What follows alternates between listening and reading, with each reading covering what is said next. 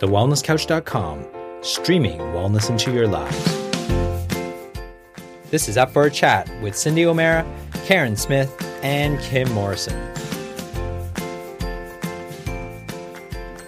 Here we are, up for a chat about the hottest topics that are important to you, inspiring you to awaken the change within. I'm Carren Smith. I'm Kim Morrison. And I'm Cyndi O'Meara. And welcome to today's show. We've got some amazing stuff to talk to you about. Our Miss Cyndi's all jam-packed with more surprises for us. And we've also just been having a conversation that's kind of grossing me out, and we thought that we might actually bring it up for all of you guys. So a couple of weeks ago, I was having a chat with our Kimmy, and she was telling me how she does the whole, oh my goodness, the oil pulling, where you're swishing around coconut oil, it's getting mixed in with your spit, and you do that for half an hour. And it kind of makes me dry reach, just the thought of it. And I tried it. With all my sincerity, I tried it. And I put a tablespoon of oil in my mouth with some peppermint oil, thinking that would be the go, and swished it around. And then after about a minute, I was gagging. I was gagging on this dreadful sensation. And then I brushed my teeth, and then my toothbrush was covered in the oil, and it was all dreadful. And then the next morning I thought, no, you hang in there, girlfriend. You try this again. And I tried it again, and in it goes, and out it came, like almost instantly. I was like, Hua! And I know, I have issues when it comes to snot and it comes to spit. I have issues. So I know that there's a mental drama going on there with this. But when I just raised it for Kim and Cyndi, they were like, oh, no, you just do this, you just do that, you just do this, you just do that. So we thought we'd share that with you while I sit here and recompose myself, because my stomach has been retching for a little bit. You're a princess. Yes. You want to go first? Yeah, well, look, to be honest with you, I really get the whole thing with coconut pulling and why people feel it is so, it's weird or it's gross or it doesn't feel right. I won't tell you what my husband he felt it was like, and therefore he can't. So I don't know. For me, it was more when I had my mercury fillings, the last of them taken out, my holistic doctor said you must oil pull for at least 15, 20 minutes a day for the next month, every day, as your body is detoxifying. And that got me into questioning what it's really all about and what it does. And with the coconut oil in particular being very highly antimicrobial and antibacterial, just by swishing that around in your mouth, it is actually an attraction for all bacteria and toxins to be withdrawn from in between the teeth and the gums and the back of the throat. And the more you swirl and swoosh, the better it actually is for getting in between all the gums. And it's very healing to your gums, particularly if you've just flossed. It's a really nice way to help seal and also treat the gums with its high antiseptic, antibacterial and antimicrobial qualities. But the thing that really made it easier for me was adding 2 drops of peppermint or 2 drops of spearmint oil to it. And it gives it a whole refreshing and quite different feeling in the mouth. Particularly peppermint is a lot stronger and the spearmint seems to be slightly sweeter. But it really makes you feel like you're giving your whole insides of your mouth a good lube and oil change, if I was honest. And I think the nice thing about it, when you do it first thing in the morning, as soon as you wake up, while you're getting dressed, while you have your shower, and then I've been known to have it even after my shower and then come out and get the children's breakfast ready or things like that. And, sometimes it's been in my mouth for up to 30 minutes, which is ideal, apparently. The key that I have learned is that you do not spit the coconut oil down your sink, as obviously coconut oil can harden. So I put mine straight into the toilet, and it gets flushed away the next time someone uses it. So it's just I think it's one of the best things. The key also is that you must brush your teeth as soon as you have finished oil pulling, because the remainder of any of the toxins or anything that has been withdrawn from the mouth is best freshly washed and brushed away as soon as you've finished. So, look, I've been doing it for months now, coming up to nearly a year, and there's very few days that I miss. It's become such an important part of my morning ritual that I actually can't imagine life without it. I even travel now with a container with coconut oil in it, because a lot of hotels don't actually know that you're doing it. So, don't know that you're doing it, don't know that they stock it. So for me, it's important that I travel with it. Oh. It's so funny to listen to you. Well, as I'm listening to you, I'm thinking, oh my gosh, we do it similar, but we do it different as well. So when I first started to do it, I struggled. I really, really struggled with it. And I had a hard time doing it for as long as they tell you to do it. So I decided to do it bit by bit, step by step, incrementally pick it up as part of my routine in the morning. And I read the book, The Power of Habit by Charles Duhigg. And he talks about how back in the 1920s, 1930s, when they were just starting to bring toothpaste into the marketplace, how they marketed it to the American people, because that's where it all started, with this marketing campaign. And the marketing campaign created a habit, and the power of a habit, that everybody now in the Western world believes that they need toothpaste on their toothbrush in order to clean their teeth. So when I heard that, I like to rebel, and I went, well, I'm not buying toothpaste again. That's it for me. So I started to brush my teeth with coconut oil. I thought, well, if you're meant to swirl with coconut oil, maybe I'll just start brushing my teeth with coconut oil. But I would always brush away from the sink. I would never use the sink as a dumping ground for the coconut oil. I actually used my compost bin. So I would walk around the house kind of brushing my teeth with this coconut oil, and then I would finish off with it going into the compost bin and then rinse my mouth off. So that's how I started. Then when I would get up in the morning, once I got used to that process, I would get up in the morning and I would put a teaspoon of coconut oil in my mouth, not a tablespoon, but a smaller amount. And I would swirl that round, and I found that I would go off and do things. So I would go around the outsides of the house, and if there was been a storm, I'd pick up all of the tree limbs that were down or something like that, or I'd pick up the animal droppings, or I might just do a bit of a sweep. So I would be doing things while I was doing it, so I forgot the time. I'd then go inside and I'd get my clothes on, which was usually my togs, to go swimming. And just before I'm about to go out the door, so this could be 20, 25, 30, sometimes 30 minutes, I would then spit it into the compost bin and then brush my teeth just with a toothbrush. I don't use toothpaste anymore. And then Kimmy taught me about the peppermint oil, or some beautiful one of her essential oils. So I started to add that to it. But I also found if I had it way too long in my mouth that it would just get too much in my mouth. And so I'd spit a little bit into the compost bin and continue to swirl. So if you think it's getting too much, you just take a little bit out but continue to swirl. So these were, they were the things that I did in order to be able to build up from hardly being able to do it like you, Carren, where a minute was just making me puke, to just slowly making it a part of my habit and a part of how I did things. And now I can't imagine doing my teeth any other way. And I must admit, somebody said to me the other day, gee, your teeth are really white. Yes. And I was noticing that my teeth were getting a bit of discoloration, because I'm in my 50s, I like to drink coffee, and they're getting discoloration. But since I've been doing this oil pulling every day without fail, people are kind of going, wow, your teeth are really white. And I've never had anybody say that about my teeth. So it was quite funny.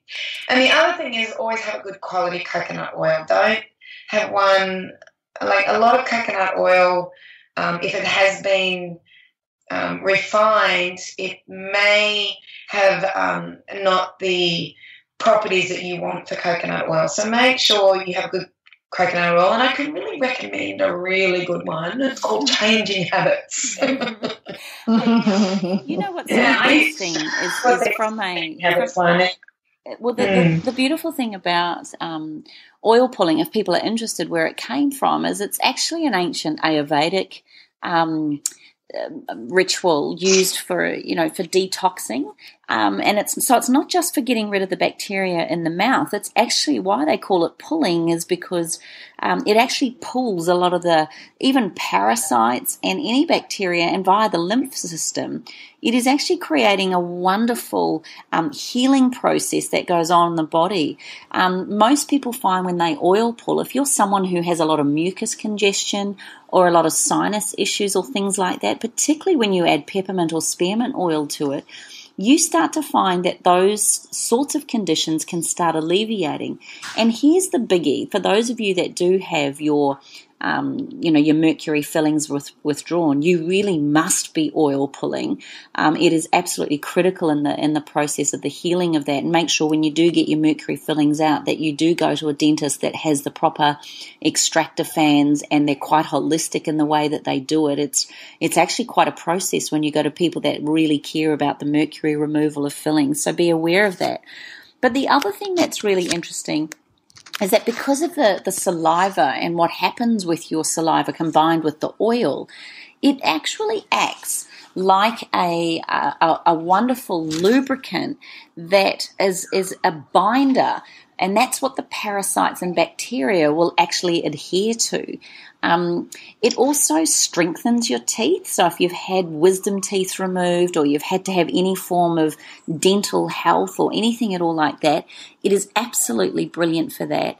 And some people might not realize that because of yes, it's antimicrobial and anti-inflammatory and antiseptic, but also coconut oil has very high enzymatic action, which is why it's so good that it takes the not so good bacteria and yet enhances the live bacteria, the good bacteria, and the enzymatic activity that goes on in the mouth.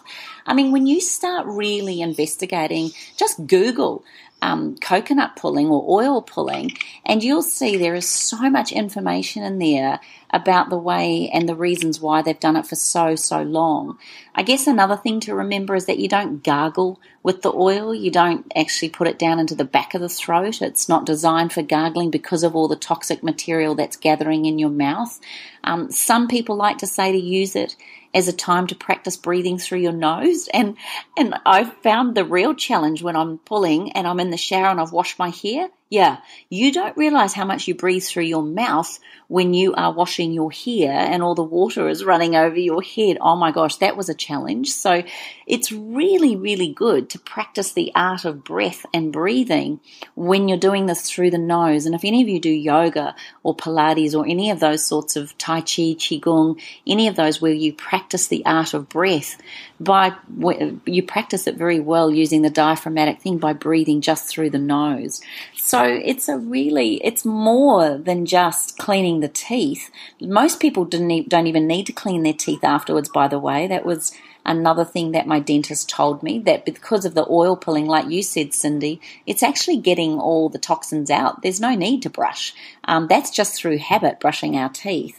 So I guess through culture and civilization, this was their way of brushing their teeth without literally having a toothbrush. There's not many caveman drawings I've noticed them holding a reach toothbrush or something in their hands. So, so maybe that's what it was used for. But yeah, all you have to do is rinse with water and have some beautiful water and obviously just relax afterwards if you can. There's such a ritual. If you look at the ritual in Ayurvedically. Now here's the other clincher you may not know about, which I'm really excited to say what helps with pulling. Not only will people tell you that your teeth are looking whiter, but your skin heals. So particularly for people that suffer with psoriasis, eczema, and dermatitis, did you guys both know that it is through oil pulling that is one of the quickest, most effective ways to support the skin into healing because it works so closely with the lymphatic system. Did you both know that one?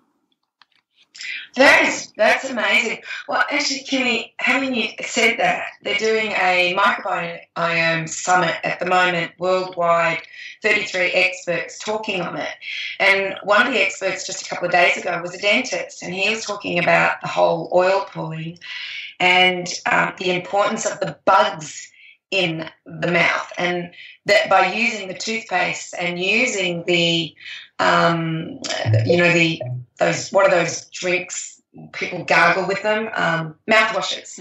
By using them, you are destroying that microbiome, which then in turn starts to destroy the rest of the microbiome, the gut, which then we know affects the skin. So by changing your habit, what we're talking about now, by changing it to where we have a natural antimicrobial, antiparasitic, antiviral, antibacterial product, by doing that, we're actually not completely stripping something by using something like an antibiotic, which is what is in these washes. They're antibacterial. And it's a lot better on the whole system. But he actually talks about the importance of those bugs in our mouth, and that when we try to destroy them, and you've seen that ad for it where it destroys, 99.8% of the bugs in your mouth? You know that one where the cheeks explode? It's not good. He says it's one of the worst things that we can do for our teeth and our gums and the rest of our gut.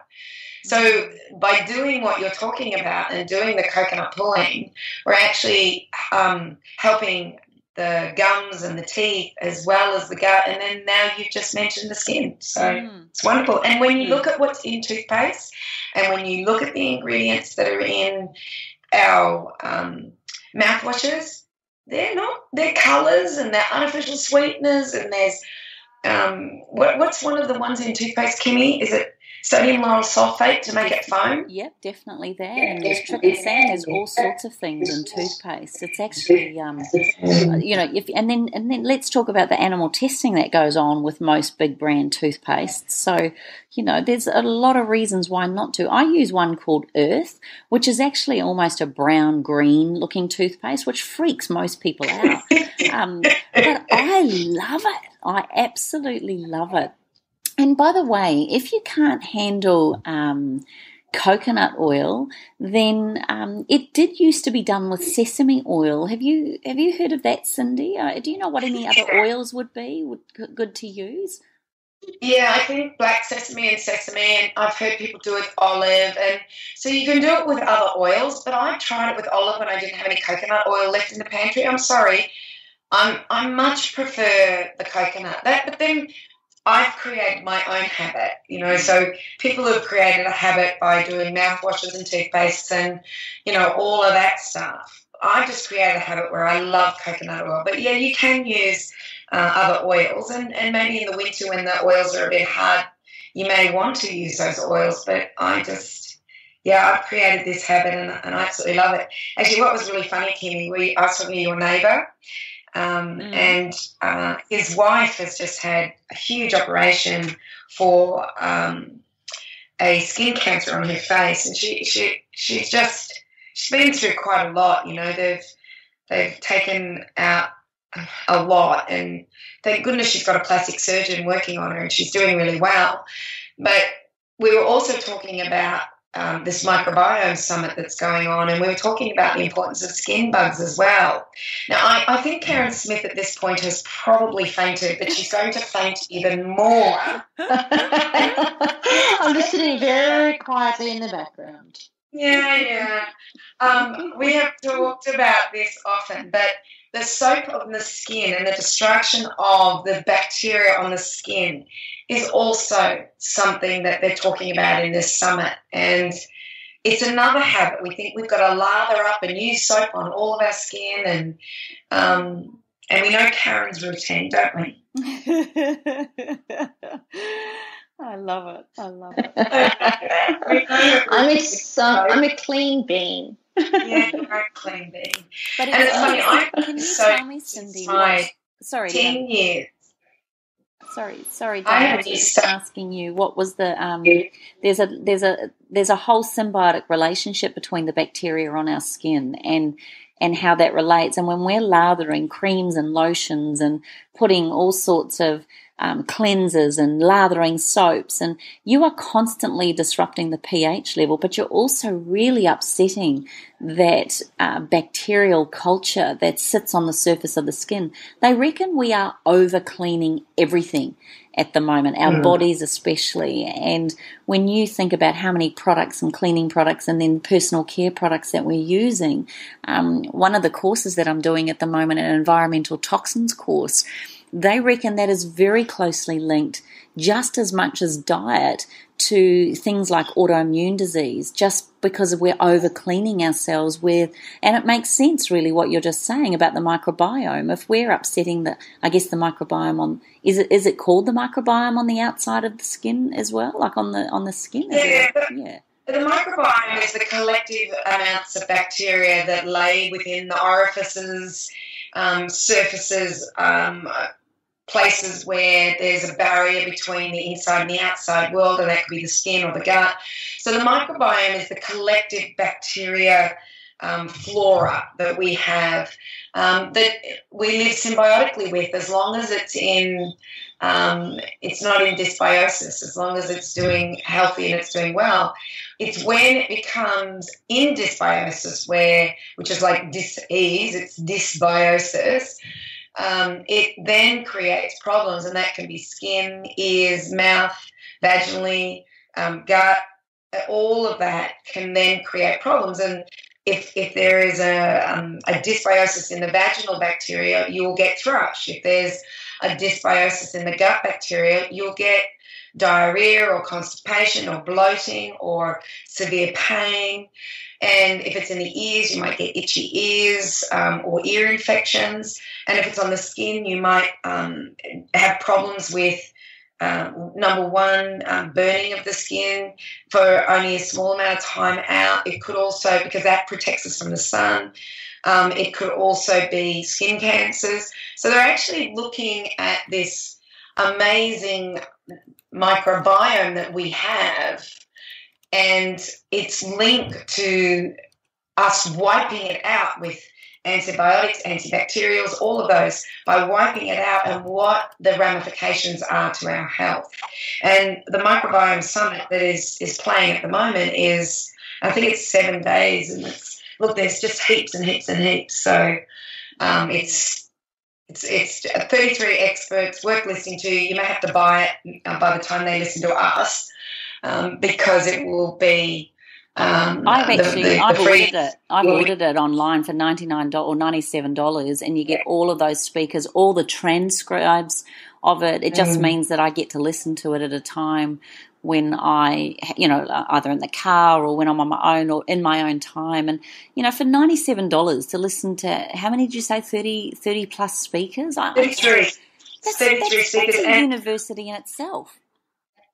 Yeah, and 4 of them are in my documentary. So I was very thrilled to see, them showing up in all sorts of places. I actually see them a lot because they're at the forefront of understanding this and understanding the importance of it. And, one of the things that have really become clear, and I'm seeing it everywhere now, and last year when I was doing all my interviews with everybody, is the chemicals in our foods, the chemicals on our skincare, the chemicals in our mouthwashes, our toothpaste, our shampoos, our conditioners, the chemicals that are sprayed in our agriculture, the chemicals that are on our lawns and playgrounds and forests, and are destroying the very essence of our ability to be healthy, which is that microbiome. And one is glyphosate. Now, can you say that now, Kimmy? Glyphosate. Okay. I hope you're still with us, darling, after speaking about all these parasites and things. But when Cyndi interviewed me for her documentary, for some reason, I just could not say the word glyphosate, which is an ingredient, obviously, in Roundup. And we should have done a blooper takeout, but it was glyphosate. I just could not say it. So it was just amazing. And yet I had the privilege of watching an early airing of Cyndi's documentary last night. She wanted some feedback. And I tell you what, it is a very, very big topic that a lot of those health leaders all spoke about, Cyndi. Yeah, they all spoke about glyphosate and how it's destroying our bacteria, which is what, helps us do so many processes, and it's all linked to fructose malabsorption, it's linked to gut issues, it's linked to gluten intolerance, dairy intolerance, because we've lost the ability to digest these foods. We're killing off the very bacteria that helps us digest these foods, such as bifidus. And I think Stephanie Seneff says it beautifully. She says, so many foods are seen as toxic and poison that we used to eat for generations, for thousands of years, and people see them as toxic. But perhaps it's not the food that's toxic, but what they're putting into our food. There's something in the food that's actually toxic. And what's interesting is when I interviewed Stephanie Seneff and she started to talk about glyphosate and Roundup and stuff like that, it was kind of, I had heard it, but I hadn't heard it like she talked about it. But, every day when I scroll through my magazine of Facebook, I see another thing about it. So Breath of Life just put something up recently, and it was called Maybe You Aren't Gluten Intolerant, Maybe You're Poison Intolerant. I love that title. I just went, of course. That was the perfect title. So it says, is it gluten or is it glyphosate that's your problem? So I feel like my documentary, which is out, in April, early April, it's cutting edge. It's hitting people because they've heard it a couple of times now. They're going to hear it again. And they're going to start to say in their community, is this being used on our sports fields? Do we use this on our lawn? Is this being used, to spray the weeds along our roadsides where our children are? What other foods are they spraying glyphosate on? Not just wheat, but maybe they're spraying it on other things like our vineyards, like our stone fruit, like our berries, So, or between the aisles where they don't want the weed in agriculture, between the vines. So when you look up, and if anybody wants to do this, go to uses for glyphosate or uses for Roundup, you'll be just stunned where they are spraying this. And, it's quite scary, but everybody's talking about it. It's wonderful. It's wonderful. It's awakening. I'm seeing if Kaz is coming in yet. She's still got a jar of coconut oil looking at her right in the face, wondering, how am I going to get that in my mouth? Look, I'll have you know, I've come a long way. I'm just a slow learner, that's all. Okay, but I want to ask you, Carren, tell us, because a lot of people out there are going to feel exactly the same, just to bring it back before we go on to any more about glyphosates. But tell us what it is you don't like about oil pulling and what puts you off. Right. Well, it's slimy. And I don't like having anything slimy in my mouth. And I also don't like the saliva accumulation. It just makes me want to gag. Because I just have an issue with snot and spit. I just don't like it. So if it's in my mouth of all places, heaven forbid. So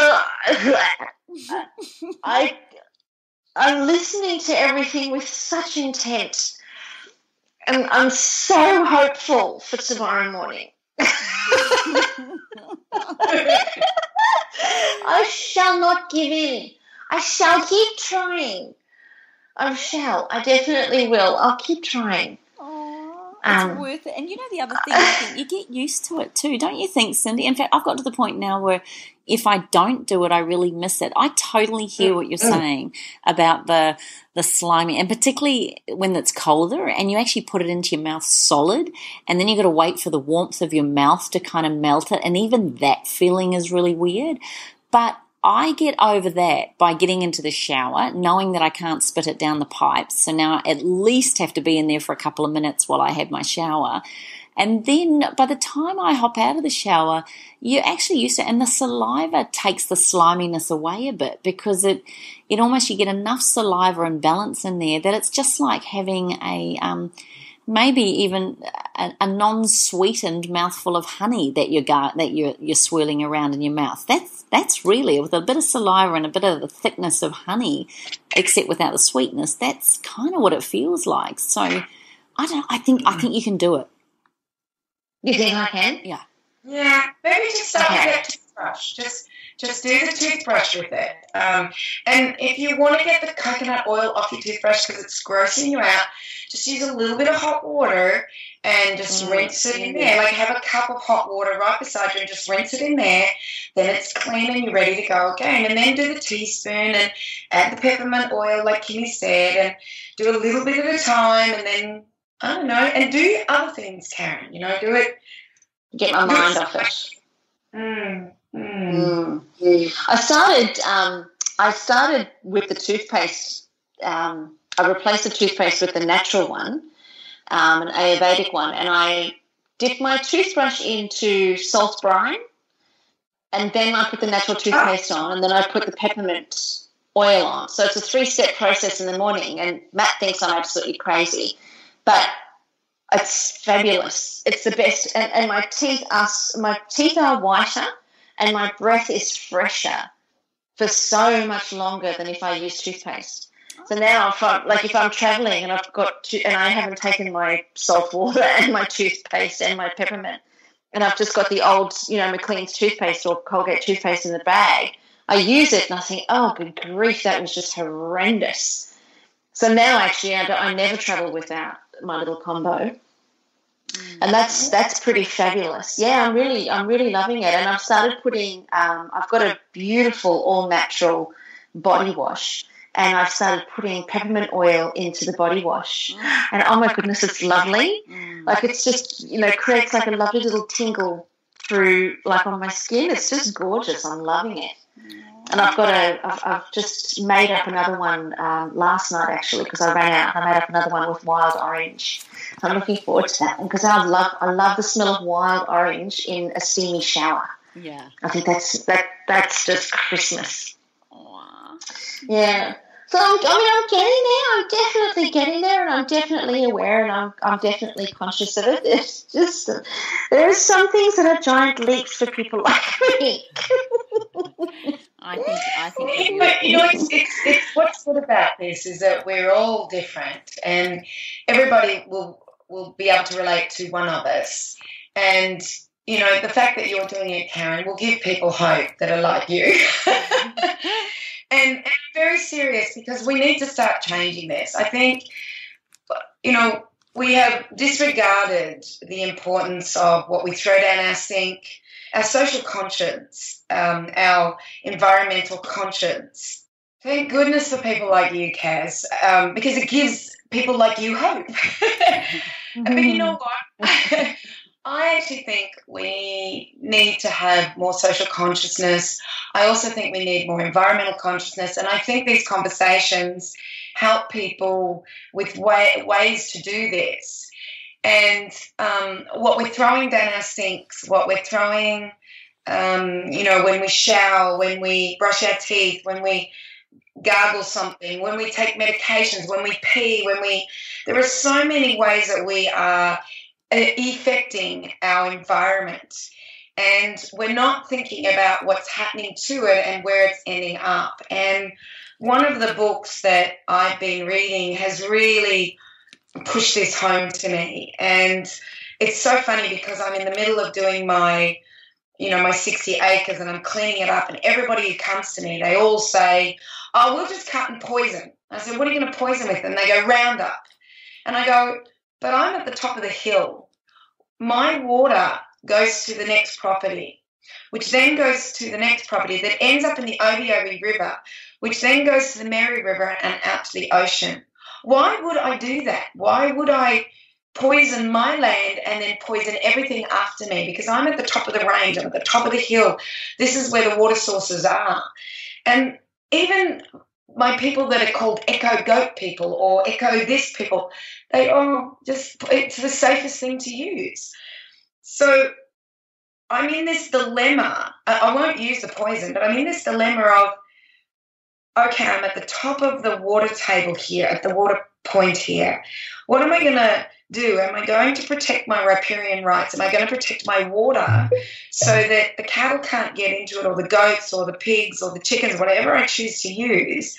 I don't want them in there polluting it and therefore polluting my neighbours and so on down the track. And what's really funny is while I'm thinking about this, Richard Feidler, on his beautiful Conversations with Richard Feidler on the ABC, which is a podcast that people can download, he interviews this gentleman by the name of Bruce Pascoe. And I couldn't stop listening to the interview. It goes for an hour. And it's on February the 1st, 2015. So if anybody wants to go and find this interview, to me, it's one of the most profound interviews I've listened to in a long time. So I'm driving along listening to the interview and I'm going, wow, whoa, no. So it was one of those where I was blown away by the information, and also I realised that what I had been formally taught in my Australian history, time at school, was completely wrong. Was completely lies and cover-ups, and I was furious. I was absolutely furious. So I thought, right, I'm going to get his book. I'm going to read everything that Bruce Pascoe is talking about. And so finding the book wasn't easy because it was out of print. Now, was it not out of print, but it was, nobody had it. Book Depository didn't have it. And Robert... You there, Kimmy? Yeah, I can hear you. Oh, sorry. I thought I heard somebody saying they couldn't hear me. So, Book Depository didn't have it. Angus and Robertson didn't have it. I rang every bookstore in my town to see if they had it. And one of them said they had it on order. They had two other people that had asked for it. And I just said, have you been able to get it? And they said, well, we've got it on order. So I found out who the publisher was, and the publisher was Magabala Books, Magabala, and they're out of Broome. So I rang them and I said, do you have any Bruce Pascoe's book, Dark Emu, in print? And they said that they had a couple left and that was it. And I said, could I please have one? So I ordered it then and there. They sent it to me and I started reading it on the Saturday and I finished it on the Sunday. And it's one of those books that have the ability to turn your whole world upside down, to change your consciousness about what you are doing in your environment, in everything. So let me give you a brief of the book, and then I would like to read his summation of what we need to learn as a result of him studying this book or writing this book. So Bruce Pascoe wrote the book Dark Emu, Black Seeds is the subtitle, Agriculture or Accident. And with his research, and he researched the Australian explorers' journals. He actually went to the journals and he read their journals. So he read Mitchell and Sturt and Stewart and Strzelecki, and he went and he read them all. And he read their first accounts of their first impression of seeing the Australian Aboriginal. And we have always been taught, and mark me if I'm wrong, you two, but I was always taught, and Kim, you're probably not taught this because you're a Kiwi, but we were always taught that the Australian Aboriginals were hunter-gatherers and that there was no form of agriculture whatsoever on the Australian landscape. But when you read Bruce Pascoe's books and when you, his book Dark Emu and what he reads in the journals, what is actually the truth is that they were sophisticated, peaceful agriculturalists that not only manipulated their seeds, planted their seeds, stored their seeds, and cooked their seeds and grains and yams and everything else, but they were also redirected rivers. They had fishing, this amazing way of fishing. Like when you read this book, you just start to realize the lies that we've been told. And Bruce Pascoe basically says the reason we've been lied to is that when the colonists came, they knew that they could displace hunter-gatherers because they had no claim on the land. But to displace agriculturalists normally would be this war. And in actual fact, a war was taken out on the Australian Aboriginal, and their lands were taken and their crops were destroyed by the sheep. They were murdered, they were killed, and many of the journals talk about coming upon places where there were fields of grain and stalks that have been stacked and places where things had been stored. So many of the journals talked about this. And they talked about towns of 5,000 and stone cottages and all of this amazing agricultural society. And do you know that he says in his book that the Australian Aboriginal were the only peaceful agriculturalists on the planet that they knew of, and that they had been agriculturalists for at least 45,000 years. They had been making bread. In actual fact, Sturt talks about his first visit to a town on the Sturt Stony Desert where he was offered roast duck and cake. So we were not taught this. We were not told this. But what I think is the most powerful thing about this book, you know me, I love anthropology, I love archaeology, I love culture and tradition, I love this, I love hunter-gatherers, I love this whole thing. And what this book did for me was that I've never really agreed with the whole grain thing, that we shouldn't be eating grain and that we've only been eating grain for 10,000 years. Whereas they had taken the Australian Aboriginal and realised that they've been eating grain for possibly 40 to 45,000 years to perhaps even 160,000 years. And so this whole thing was, I always loved that grain was a part of our civilization. But this just turns everything upside down. And I don't know if Lauren Cordane has read this book or knows about this amazing information, but I would love him to read it and hear his take on the information that grain for the Australian Aboriginal was a big part of their diet, as was yams, as was seeds, but they prepared it properly. They prepared it in such a way that the anti-nutrients weren't going to cause a problem. They didn't use Roundup. They didn't use all those things. But I just, you're all very quiet. The two of you are very quiet. Yeah. What do you think? Well, that's pretty amazing. Just listening intently. Yeah. I think it's quite a fascinating conversation about, looking back to what our Aboriginals did. I'm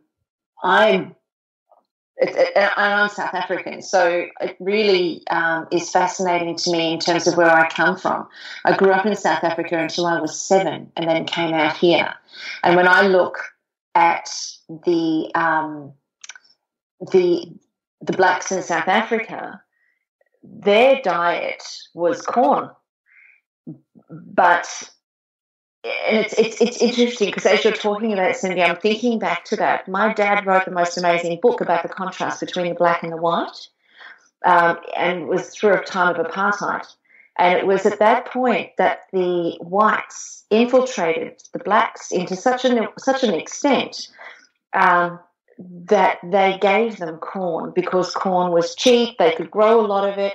It meant that, they had enough energy to work in the fields and do all of the things that the white people needed them to do. but I never investigated what they ate before the white people gave them the corn. And it just sparked it for me now to go back and do some investigating on that, because I think that's a fascinating inquiry as to what really was there. Because when I grew up, they were all eating mini meal and pup and gravy, which is maize, corn meal. So are you saying is that something that is wrong, or is it something that? No, I don't know. I don't know. And I'm just saying, like Cyndi's, with the book, Cyndi's sparking a thought process for me, because I've always, when I think back to my heritage, I think back with such sadness about what the whites did to the blacks and the oppression and the apartheid, and that was, while I was there. And that makes me really, really sad. Now I look at the pendulum has swung completely the other way in South Africa, and it's now, the whites are very oppressed. But I think in some cases the pendulum's got to swing to both extremes potentially before it finds balance. But it never occurred to me to look at, from a dietary perspective, how that had impacted the health and well-being of those that had a more living on the land way of being, because that's exactly what they did. The Zulu tribes, the Masai Mara, the Maasais, the there's lots of them with different names, but the ways pastoralists, they were nomadic pastoralists or semi-nomadic, as were the Himbas. And they do have plots of corn. I didn't know where that came from. When I was in Namibia, they did have corn that they grew, but they were also semi-nomadic. But yeah, look, it's what I'd like to ask you. Sorry. So I just wanted to ask you. It seems very weird. Like when I think about us as human beings today and on this planet here and now, if for some reason there was a fast or a problem with food, or we couldn't get, I'm just hypothetically putting it out there, my instinctive behavior would be to, what could I grow or what could I create that would have an ongoing, lasting effect? Now, my thoughts are definitely that I would want to settle and at least be able to grow in a plot. And even though Aboriginals and probably many tribal cultures were nomadic, they can't have been nomadic every single day of every single moment of their lives. Surely there must have been almost more seasonal behaviours where you would be settled for a bit and you would need to rest and recuperate. Is it really that naive to think that the Aboriginals were hunter-gatherers for generations and if not thousands of years, when really it's quite a natural instinctive behaviour in order to grow? I only have to think about myself even growing flippin' herbs in my garden, how proud I feel. I'm imagining that that sense of pride and sense of being able to grow and feed or family and things like that surely is also triggered from a very old, ancient, core human belief and value system. Am I off the mark here?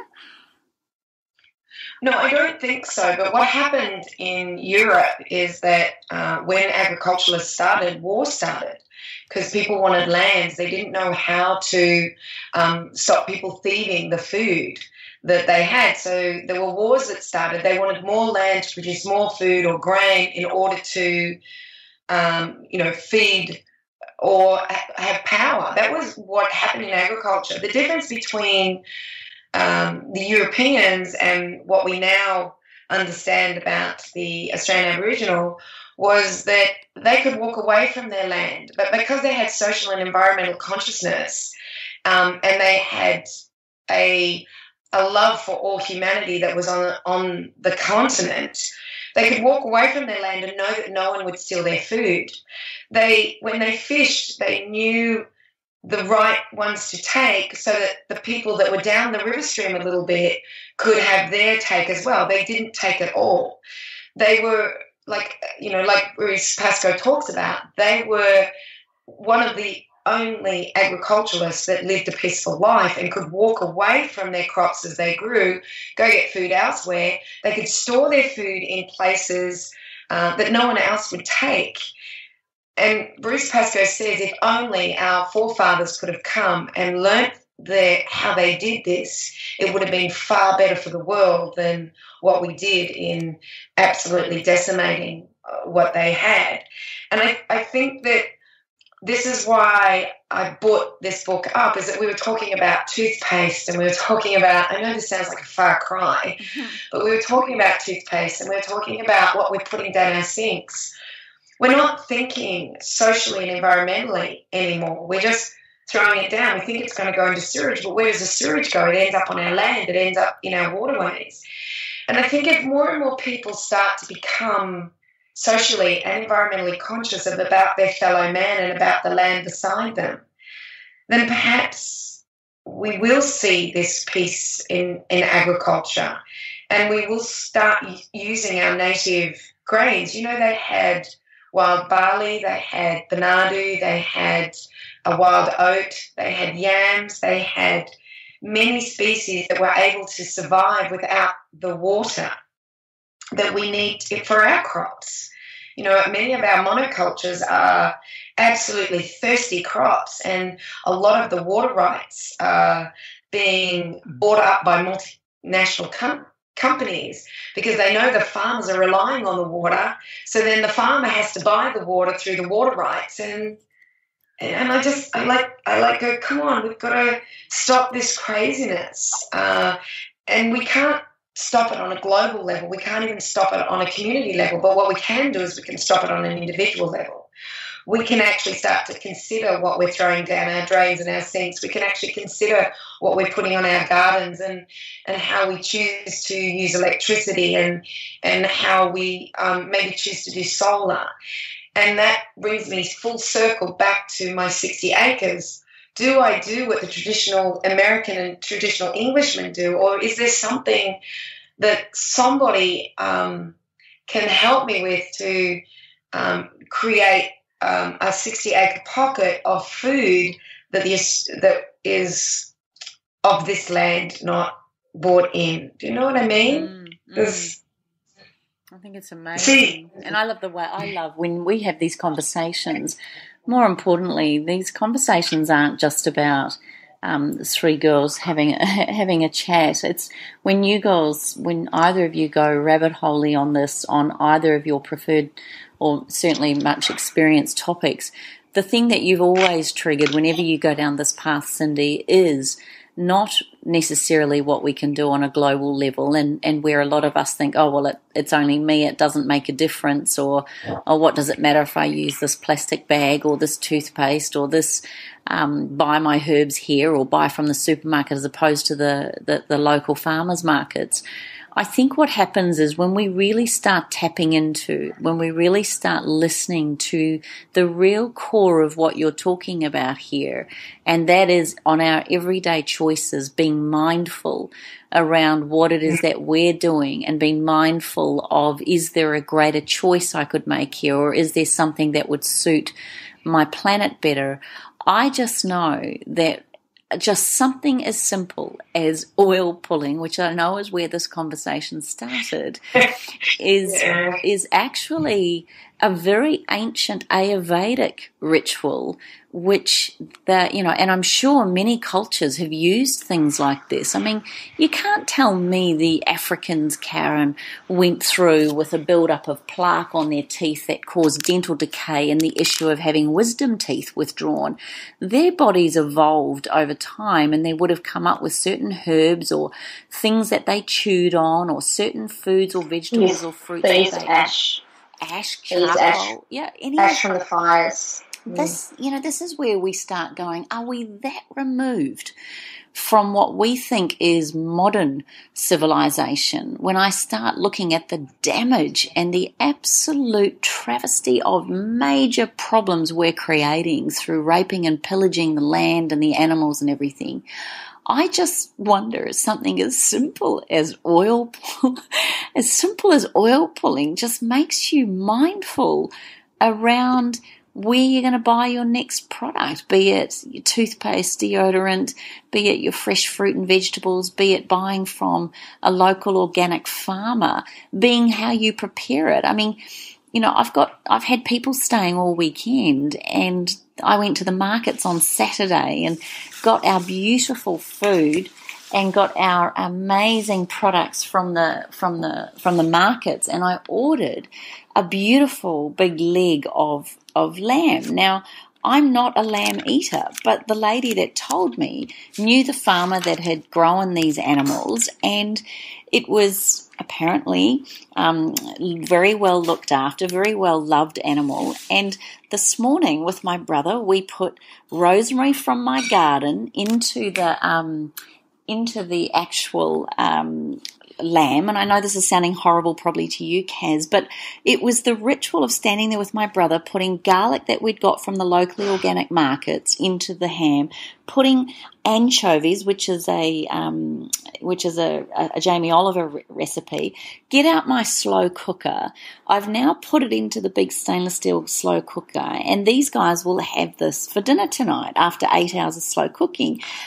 The joy of, and I don't even eat it, but the joy of where I got it from, what we did with it, how we've now put it together, the fact that I made it with my brother, the fact that my family will be eating it all tonight around the table.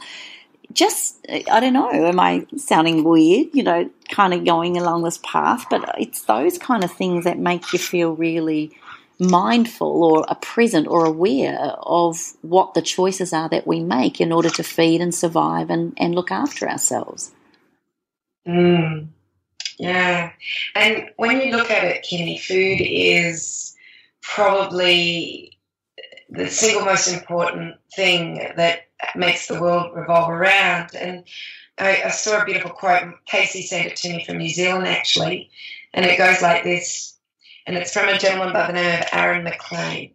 And he said, "The penny drop for me that food is seen as this really benign and irrelevant thing. But it's actually everything. And it pertains to every aspect of life on this planet. The environment, politics, economics, health, well-being, preservation of culture. Food is pretty much the single most important issue."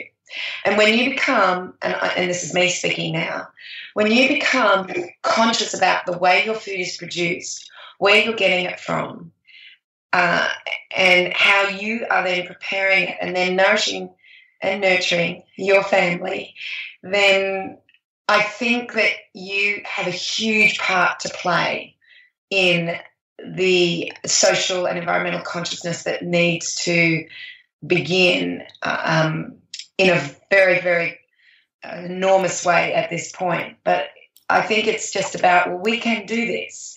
And I invite anybody who's listening to us to start to change one thing at a time, one habit at a time, and start to source your food from producers that you know where your food is coming from, and realize that you are having an impact on the world in the political arena, the environmental arena, economically, your own health and well-being, the preservation of cultures and traditions. And I think that if we, do this, then you can make a change. But to think that we can change the world, I think is a tough slog. But to know that you can change yourself is an easy slog. We can do it. It's not even a slog. It's actually exciting. I listened to you, Kim, just then talk about your love of the markets and picking your rosemary and, doing things like that. It is. It's just one of those amazing things that you do every Saturday morning, as do I. 6 a.m. I'm there and collecting and gathering everything, and then realising my fridge is absolutely full. And, I'm not there 100%. Not by any stretch of the imagination. But I think that if we just do something different every week that takes us that little bit further to helping ourselves and then for it helping others. And I'm reminded right now of a young girl who has a very big social reach on social media. And she was a vegan and 22 years of age, and her family posted over the weekend that she had departed this planet and gone. She'd had a battle with depression, and they urged everybody to seek help if they, had this problem. And I do not know what was going on in her head. I have no idea, but I do know this, and I'm not doing this against you, Carren, but I do know that the vegan lifestyle for young women can be a lifestyle that is to save the babes in the woods, but they're hurting their own health because they've failed to do it right. And veganism is not about giving up animals and animal products. It's about having a whole new way of eating and to prepare your foods properly and to make sure you are nourishing your brain and your nervous system and your digestive tract with the right foods. So many of these young girls, and I can't tell you that this was this young girl. I don't know anything about it, but I think it's important that we talk about this issue, is that so many young girls just go, well, I'm just going to give up animals. But continue to eat poorly produced foods, laced with chemicals, refined with additives, preservatives, and flavorings because it has the vegan, badge on it. So be very careful of those things as well, I think. It's we can't save the babes in the wood if we can't save ourselves. We must save ourselves, I believe, first and have that environmental and social consciousness in order to save the babes in the woods. I love it. Mm. Yeah, I think, coming to the end of the podcast, I think, Cyndi, that, ultimately it's a way of existing, really. And I think that for far too long, for far too many, we have lived in a state of unconsciousness where we don't make decisions consciously. We don't choose consciously. We just choose obliviously because everybody's doing the same thing, or there's a movement, or there's, there's pressure, whatever it is. I remember smoking. When I was younger, smoking was the thing to do, so I just started smoking. It wasn't something that I did because I consciously investigated it and checked it out and decided, yep, smoking looks like it could be the healthiest choice for me. Obviously it wasn't, but it just speaks volumes to the way that we walk about our lives completely unaware of what's going on around us. And, of course, we're all going to have different things that we're interested in, which drive the things that we research. And I think that anybody listening to this show, certainly, one thing I know hands down, you are interested in food. You are interested in movement and health and well-being, and you are interested in the stuff and the matter that goes on between your two ears. So, be an example for everybody else that's around you as to what you do. Don't live an unconscious life. And I couldn't agree with Cyndi more when it comes to, and just speaking about being vegan. I couldn't agree with Cyndi more purely because I was vegan when I was young and I simply replaced meat with bread and pasta and became really sick because I didn't know how to do it. This time round, I am in a constant state of research and I'm still figuring it out. And at the end of the day, I'm always going to be figuring it out. And I think that's the journey that everybody really should be on. We should be in a constant state of figuring it out. Because if you think about it, even people who are meat eaters, if they're eating meat unconsciously, the damage that is being caused to the planet from an agricultural perspective and the disharmony and the disease that they're ingesting from animals that are killed in the most inhumane way, that in and of itself needs to be investigated and put a stop to. So I think for all of us, we've all got to be very, very conscious of what we're doing, why we're doing it, how we're doing it, and taking great responsibility for the footprint that we leave on this planet, because we all live here together. It's a coexistence in an ecology that requires every part of every one of us to synergistically participate in the most profound way, in the most aware and the most conscious way. We can't afford to be oblivious about anything. So I'm on a bit of a roll right now, but I'm just saying it's up for everybody to be responsible. It's up for everybody to really get a wake-up call, because the planet needs us and we need each other, and we need to be in harmony with everything and everyone around us. You don't have to look too far to see that we're imploding. Just got to open your door and turn on your news, and to hear that there's a young girl who's passed away due to depression. I mean, really, that's something that we can definitely do something about. So go ahead, do your oil pulling. That's very smart. Yeah. Do your oil pulling. I will not give up. I won't. I mean, I will gag and I will vomit around the house, but I will not give up. I will keep going. You're awesome. I think it's so important. If you think about every being and every creation on this planet, we are the only ones given the gift of consciousness and given the gift of the ability to make conscious choice, informed choice. We're the only ones given the gift of awareness. We can know what we're doing. We can make decisions for the betterment of one another and for the planet. And it's time.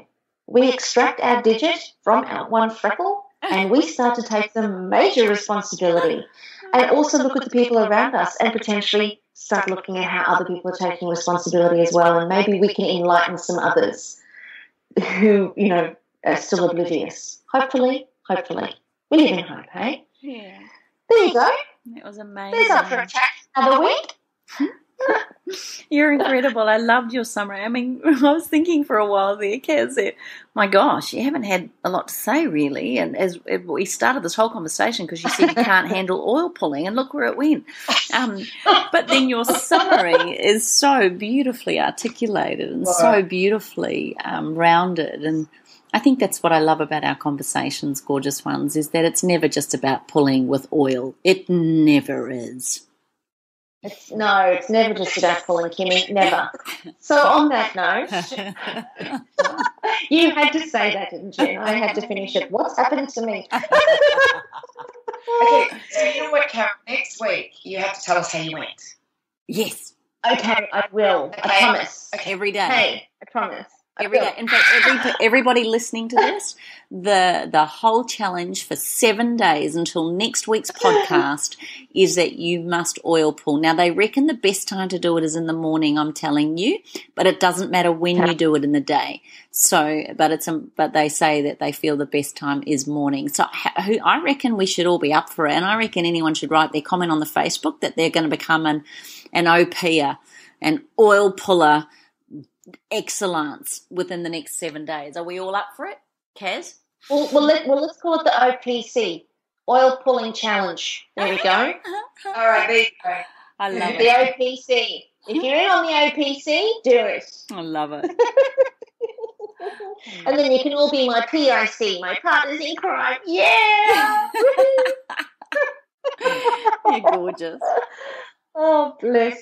Well, hopefully you guys have loved today's podcast. It's been an absolute blast. We've gone down lots of different rabbit holes and lots of different directions, and it's been a fabulous conversation. So make sure that you do go to our Facebook page at allthews.facebook.com/up-for-a-chat and be an OPCer. Yoo-hoo! You can also post your comments and your questions at allthews.thewellnesscouch.com/up-for-a-chat. And we're going to see you right here next week. Same time, same station, right here on Up for a Chat, where you get to become part of the ripple effect that's changing the world and pulling the oil. Bye for now, everybody. This has been a production of TheWellnessCouch.com. Check us out on Facebook and join in the conversation on Facebook.com/TheWellnessCouch. Subscribe to each show on iTunes and check us out on Twitter. The Wellness Couch, streaming wellness into your lives. Whilst the Wellness Couch presenter endeavor to provide accurate and helpful information to their listeners, these podcasts cannot take into account individual circumstances and are not intended to be a substitute for health and medical advice from a qualified health professional. You should always seek the advice of a qualified health professional before acting on any of the information provided by any of the Wellness Couch podcasts.